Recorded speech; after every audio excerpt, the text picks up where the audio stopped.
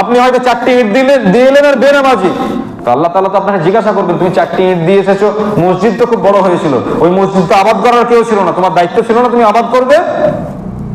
জোহরের নামাজ 4 রাকাত, আর 1000 বাবরি মসজিদ তৈরি করা হয়েছে। আপনি একাই তৈরি করেছেন 1000 বাবরি মসজিদ, আপনার 4 রাকাত নামাজের নেকি এক দাঁড়িপাল্লায় রাখেন, আর 1000 বাবরি মসজিদ আপনি লক্ষ লক্ষ কোটি টাকা খরচ করে করেছেন, ওটা এক দাঁড়িপাল্লায় রাখেন, ভারী কোনটা হবে? বাবরি মসজিদ নামাজ না?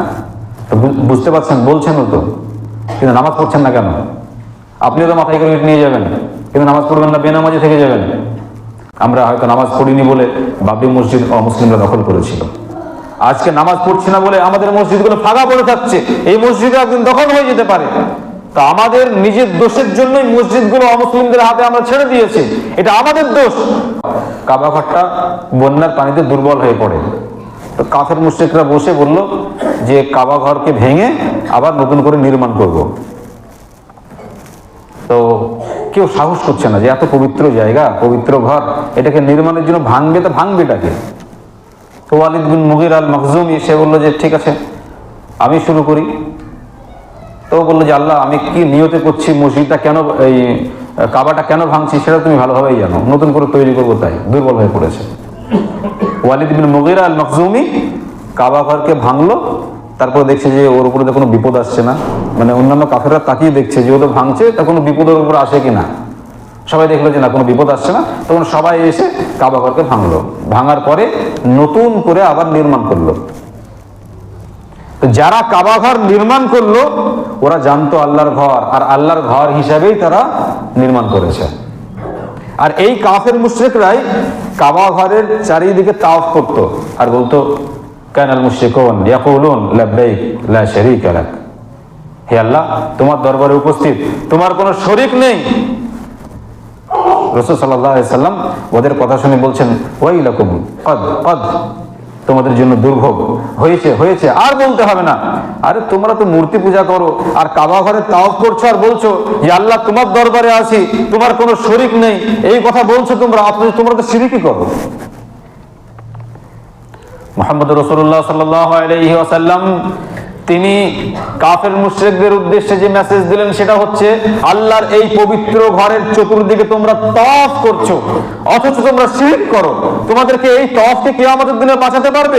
এই কাবা ঘরকে কিয়ামতের দিনে তোমাদেরকে বাঁচাতে পারবে? কিন্তু এই কাবা ঘর কেন, কার ইবাদত করতে হবে, এটা কেন তৈরি করলাম, এটা তারা বুঝতে পারেনি। আমাদের ওই মক্কার কাফের মুশরিক আর আমাদের মধ্যে পার্থক্য কি?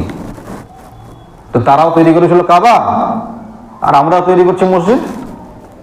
তা আমরা মসজিদ তৈরি করছি, আমাদের নামাজ নেই, আমরা মনে করছি যে 8-10টা ইট দিয়ে দেবো দিবাস আমার বাবরি মসজিদ তৈরি থেকে যাবে, নাজাত পেয়ে যাবো, অতই সোজা।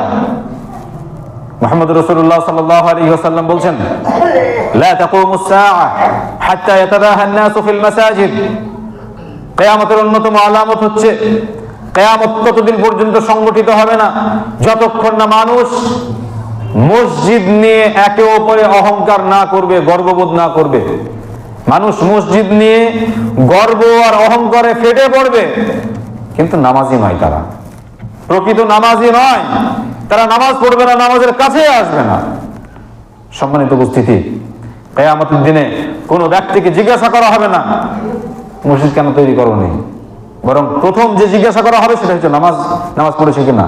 যে দেশে মসজিদ নাই আল্লাহ তাআলা কি বলে ছাড় পাবে যে আল্লাহ মসজিদ ছিল না তাই নামাজ পড়েনি? মুহাম্মদ রাসূলুল্লাহ সাল্লাল্লাহু আলাইহি ওয়াসাল্লাম বলেছেন আল আরদু কুল্লুহা মাসাজিদ, পুরো পৃথিবীটাই মসজিদ, পুরো পৃথিবী মসজিদ, যেখানে নামাজ পড়বেন সেটাই মসজিদ। যদি মসজিদ না থাকে আপনি যেখানে পাবেন সেখানেই নামাজ পড়েন, সেখানেই নামাজ পড়তে হবে। আমাদের প্রত্যেকটা গলিতে গলিতে শয়ে শয়ে মসজিদ, মসজিদগুলো সব ফাঁকা, কেউ নামাজ পড়ে না। কিয়ামতের দিনে কি আপনি এটা বলে ছাড় পাবেন যে আল্লাহ বিশাল মসজিদ তৈরি করেছি? মসজিদ তৈরি করেন, কিন্তু উদ্দেশ্য থাকবে মসজিদ ভর্তি করব। আপনি এই জঙ্গিপুরের বাজারে বিশাল দামি জায়গা, আপনি কয়েক কোটি টাকা দিয়ে বিশাল শোরুম করলেন, খুবই সুন্দর চাকচিকময় শোরুম করলেন। শোরুম করার পরে মুর্শিদাবাদ তথা পশ্চিমবঙ্গের বিভিন্ন জায়গা থেকে আপনার শোরুমটা শুধু দেখে যায় আর বলে, ছবি তোলার বলে যে খুব সুন্দর শোরুমটা হয়েছে, খুব সুন্দর, কিন্তু কিছুই কেনে না। বলেন আপনি শোরুম রাখবেন না রাখবেন না? আপনার শোরুমের উদ্দেশ্যটা কি? আপনি খালি লোক এসে দেখে চলে যাবে সেই জন্য নাকি? মসজিদ এখন বাবরি মসজিদ তৈরিই হয়নি, গোটা পশ্চিমবঙ্গের বাইরে থেকে মানুষ আসছে আর ছবি করছে, আর বাবরি মসজিদ এখানে এটা, এইখানে 4টে ইট দিলাম, এই দিলাম, সেই দিলাম, শুধু ছবি তুলছে চলে যাচ্ছে। তাহলে আপনি যে দোকান তৈরি করেন, শোরুম তৈরি করেন, তো ওটা যেমন বিক্রির জন্য, আপনার উদ্দেশ্য হচ্ছে আমার শোরুমে মাল থাকবে, দোকানে মাল থাকবে, মাল কিনে নিয়ে যাবে, তাহলে আপনার শোরুমের মান সম্মান থাকবে, আপনার শোরুমটা কার্যকরী হবে, আপনার দোকানটা কার্যকরী হবে। আর মসজিদ তৈরি হয়ে যাচ্ছে আর মসজিদের সামনে এসে 4-5 জন দাঁড়িয়ে যাচ্ছে ছবি তোলা একটা। আর এখন ইউটিউবার যারা, তারা ওখানে যাচ্ছে আর ছবি তুলে ছাড়ছে, যত ভিউ হবে তত ইনকাম হবে। তাহলে মসজিদ নিয়ে ব্যবসা শুরু করে দিয়েছে। ইবাদত বন্দেগী বলতে কিচ্ছু নেই। মুহাম্মদ রাসূলুল্লাহ সাল্লাল্লাহু আলাইহি ওয়াসাল্লাম বলেন, লা তাকুমুস সাআ হাত্তা ইয়াতাবাহা আন-নাসু ফিল মাসাজিদ, ততদিন পর্যন্ত কিয়ামত সংগঠিত হবে না যতক্ষণ না মানুষ মসজিদ নিয়ে গর্ববোধ না করবে। সেটা শুরু হয়ে গেছে।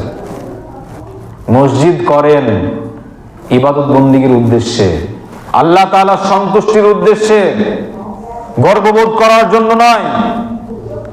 মুহাম্মদ রাসূলুল্লাহ সাল্লাল্লাহু আলাইহি ওয়াসাল্লাম আমাদেরকে কিয়ামতের সংকেত দিয়ে গেছেন আগে থেকেই। ইয়াদরুসুল ইসলাম কামা ইয়াদরুসু ওয়াশিউস সাওম হাত্তা লা ইউরামা সিয়াম ওয়ালা সালাহ ওয়ালা নুসুক ওয়ালা সাদাকা ওয়ালা ইসরা আলা কিতাবিল্লাহি আযজা ওয়া জাল ফি লাইলাতিন ফালা ইয়াবকা ফিল আরদি মিনহু আয়া। ইসলাম দুনিয়া থেকে মিটে যাবে, ইসলাম দুনিয়া থেকে চলে যাবে যেমন ভাবে জামার নকশা মিটে যায়।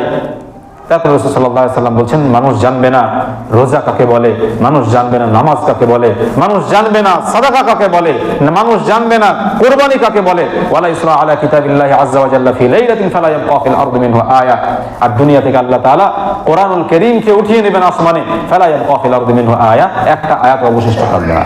এই হাদিসকে সামনে রাখেন আর বর্তমান মুসলিমদের ঈমানকে ভালোভাবে যাচাই বাছাই করেন আর দেখেন মুসলমান আছে না নাই। বর্তমান মুসলিম সমাজের যারা নিজেকে মুসলিম বলে দাবি করে, না নামাজ আছে, না রোজা আছে, না যাকাত আছে, আর না কুরবানি আছে। কুরবানি করে ঠিক, কিন্তু কুরবানি কেন করতে হয় জানে না, কুরবানি কেন করছি সেটাও জানেন না। নামাজ ওই মাঝে মাঝে এসে পড়ে, কেন নামাজ পড়ছি, কেন পড়তে হয় জানে না।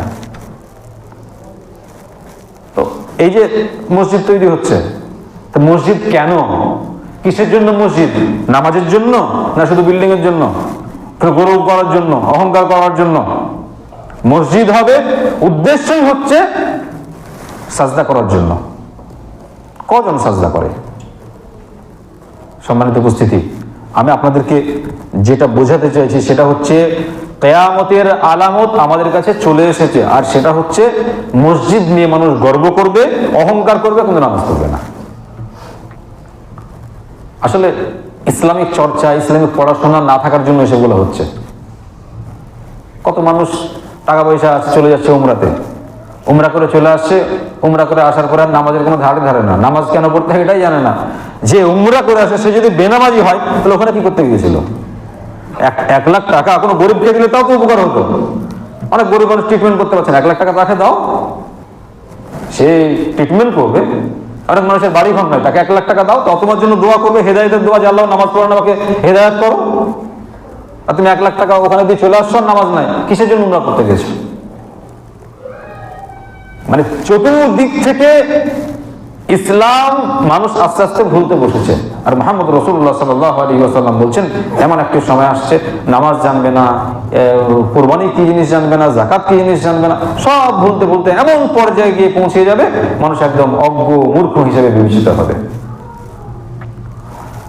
ইট নিয়ে যাচ্ছে আর তাকবীর দিচ্ছে, নারায়ে তাকবীর, এদিকে নামাজ চলছে। কেউ কেউ বোকা মানুষ বলছে, আমি একদম মালদা থেকে ইট মাথায় করে নিয়ে যাচ্ছে, নিয়োগ করেছে একবার বাবরিতে গিয়ে রাখবো। তো ও যে মালদা থেকে ইট মাথায় করে নিয়ে আসবে, এটা কি শরীয়তের কোনো বিধান আছে? কষ্ট করে এরকম ইট নিয়ে আসা, ওখানে নামাজ পড়তে হবে না যে এতক্ষণ করে হাঁটছে, নামাজের সময়গুলো তো হাঁটছে।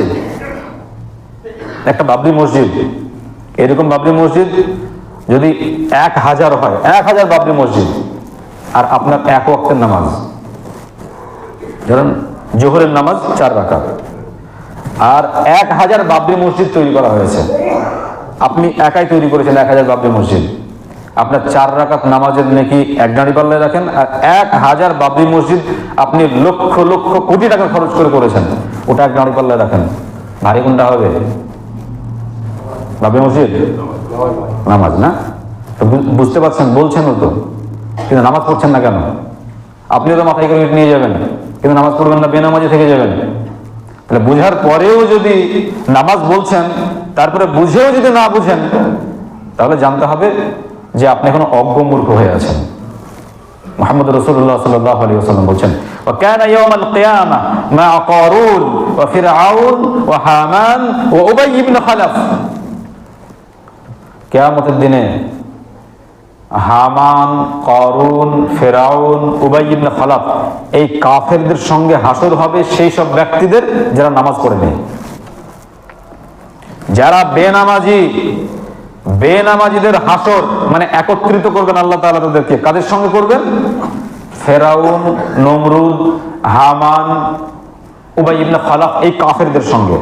তো তাদের সঙ্গে আল্লাহ তাআলা যখন উঠাবেন, তো তাদেরকে যে জাহান্নামে নিক্ষেপ করা হবে সেই জাহান্নামে এরাও নিক্ষেপ হবে, যারা বেনামাজি তারা। আমি ধরেন যদি বাবরি মসজিদ তৈরি করে দিই, আমি আমার দ্বারাতেই একটা বাবরি মসজিদ তৈরি হয়ে গেল, আমি একটা বিশাল বড় বাবরি মসজিদ তৈরি করে দিলাম, কিন্তু আমার টাইম নাই, নামাজ পড়তে পারবো না। এই বাবরি মসজিদ কি আমাদের দিন আমাকে বাঁচাতে পারবে? দেখা গেল বাবরি মসজিদ একটা তৈরি হয়ে গেল, যারা নামাজ পড়ে তারাই পড়ছে, তা আমি তৈরি করলাম বাবরি মসজিদ, এখন যারা নামাজ পড়ে তারা গিয়ে নামাজ পড়ছে, তাহলে আমার তৈরি করা মসজিদ নিয়ে আমি কিয়ামতের দিনে জাহান্নাম থেকে বাঁচতে পারবো না, জাহান্নামে যেতে হবে। আর আমার ওই তৈরি করা মসজিদে যে নামাজ পড়ে আর নামাজ পড়ছে ওই ব্যক্তি জান্নাতে যাবে।